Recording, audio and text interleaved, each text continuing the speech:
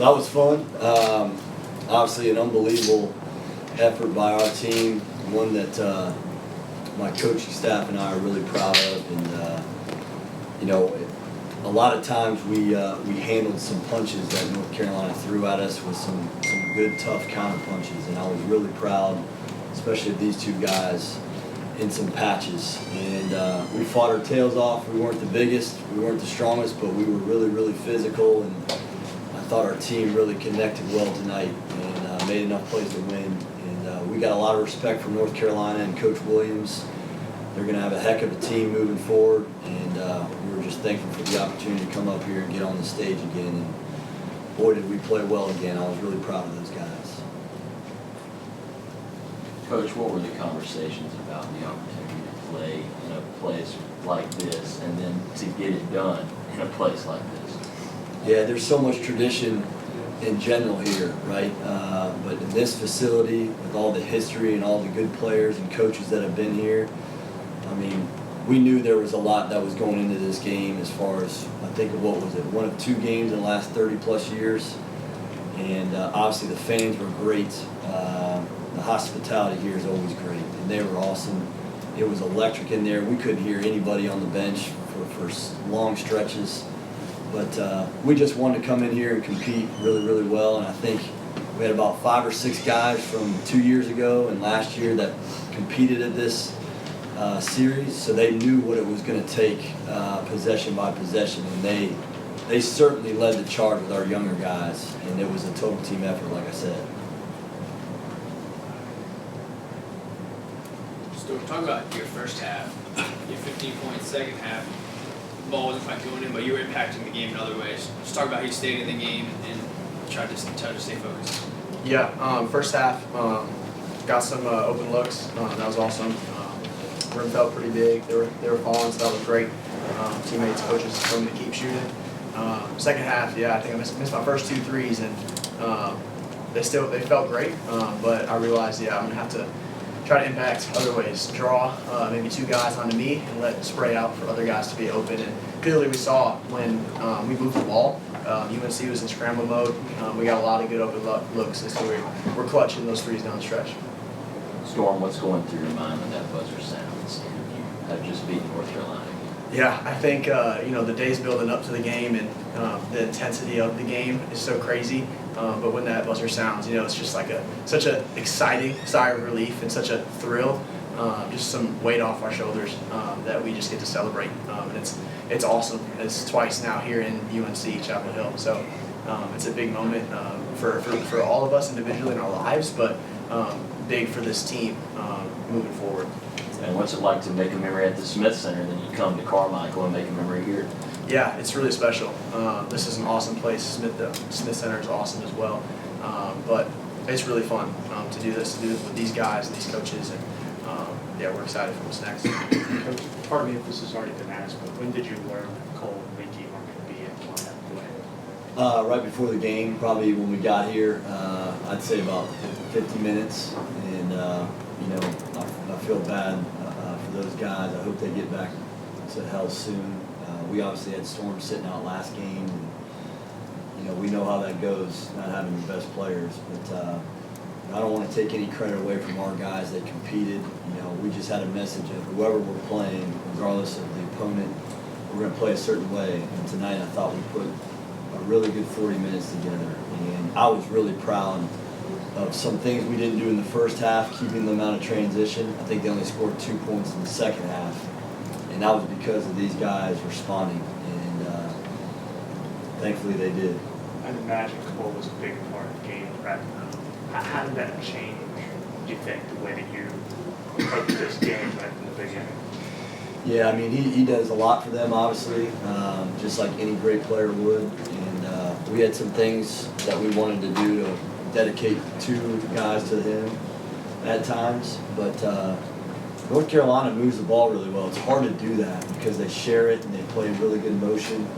And, it didn't change a whole lot schematically other than we were going to dedicate some off-ball screens to him.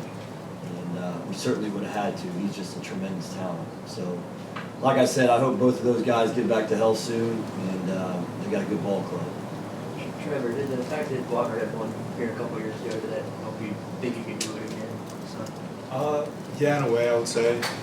Just kind of like the guys returning from 2 years ago, just kind of knowing what it was going to take. Like I think in the second half there, we were up double digits and they went on like a 10-0 run or something like that. The place is going crazy, but I mean, we just got to, kind of just stayed even keeled and stayed to our plan and where we're at. What kind of message did the upperclassmen give, the entire group about this? We just said, usually my thing is if you just play as hard as you can for all 40 minutes or all the minutes that are out there, then I mean, it's anything, you can do anything. And then just kind of telling the guys who weren't there too, just kind of how fun it is and how good of an experience it is to play in these kind of environments and to get a win too. I'm just happy that everyone can experience it. Coach, to follow up on what Storm said about playing the Smith Center and then playing here, how does the reality of playing here match the expectation, especially coming in here and getting a win? It was electric in there.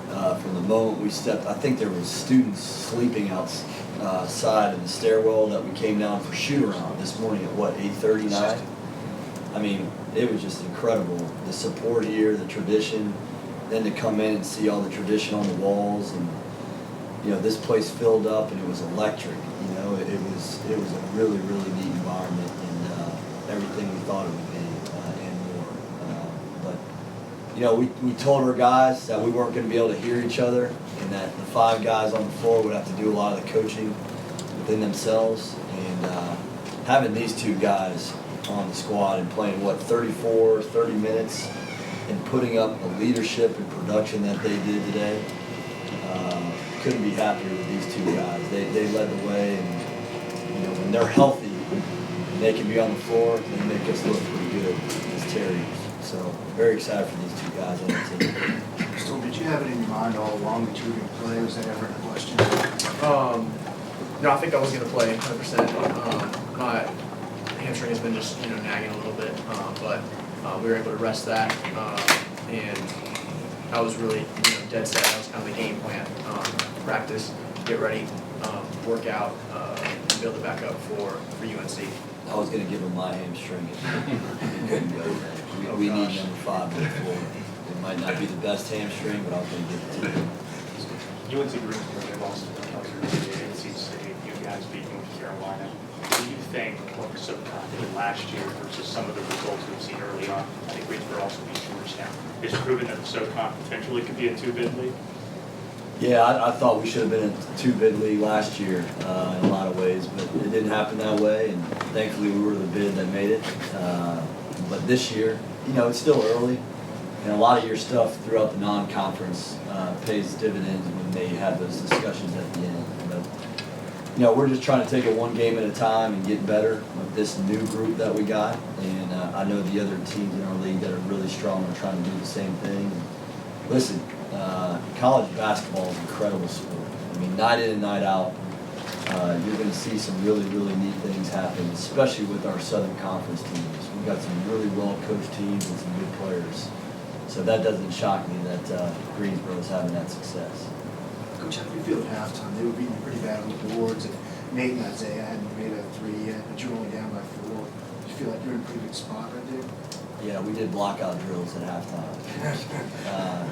That's what they do, North Carolina, and we just wanted to focus on a couple key areas that we thought let slip.